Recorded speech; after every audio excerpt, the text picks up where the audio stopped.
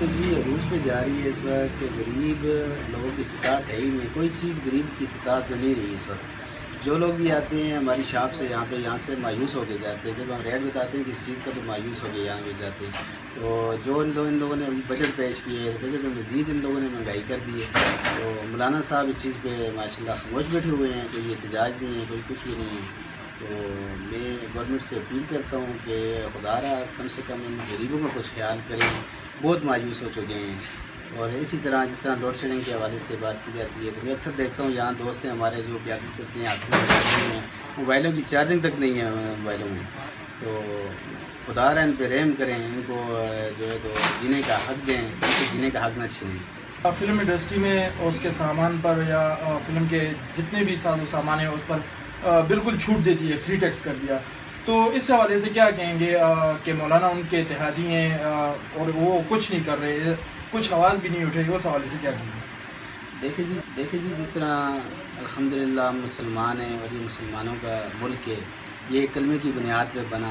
اس حوالے سے فلم انڈسٹریوں پہ جو ٹیکس وغیرہ جو چیزیں بھی لگتی ہیں وہ جائز ہیں.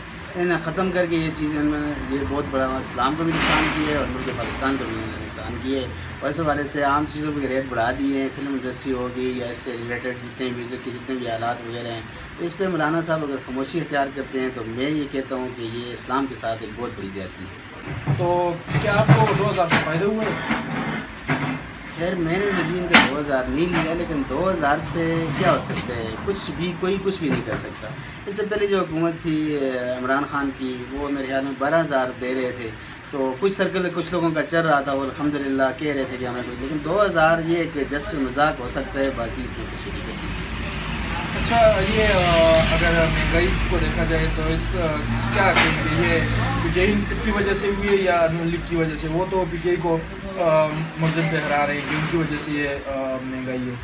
دیکھیں یہ بات تو کلیئر سامنے نظر آ رہی ہے. جس طرح راتوں رات ان لوگوں نے حکومت کے ساتھ کیا اور یہ تختہ دار پہ آ کے بیٹھ گئے, اس کے بعد یہ 3 سال کے 3.5 سال کے بھوکے تھے. ظاہر ہے جو چیز قرآنوں میں تھی وہ چیز انہوں نے, عمران خان نے ایک بجٹ رکھا ہوا تھا کہ اس نے پتا تھا کہ 1.5 سال اگر رہتا ہے تو میں نے اس ملک کو چلانا ہے, اور کس طریقے سے چلانا ہے, کتنی پیچھے خزانے میں کتنے پیسے پڑے ہوئے ہیں اور کس سسٹم کے ساتھ میں نے آگے چلنا ہے. تو راتوں رات یہ لوگ تختہ دار پہ آ کے بیٹھ گئے. انہوں نے دیکھا جو خزانہ میں پڑا ہوا تھا لوٹ مار کر کے, اس کے بعد سب سے پہلے انہوں نے صحافیوں کے منہ بند کیے, اس کے بعد انہوں نے اور اس طرح کے یعنی کہ معاملات کیے جس وجہ سے خزانہ خالی کر دیا. ظاہر ہے اس کا افیکٹ تو پڑتا ہے خزانے پہ, تو مہنگائی تو نہیں ہے. تو ویڈیو لائک کرنا مت بھولیے گا, سبسکرائب بٹن پر کلک کریں اور بیل کے نشان پر بھی کلک کریں تاکہ ہر ویڈیو آپ کو مل سکے.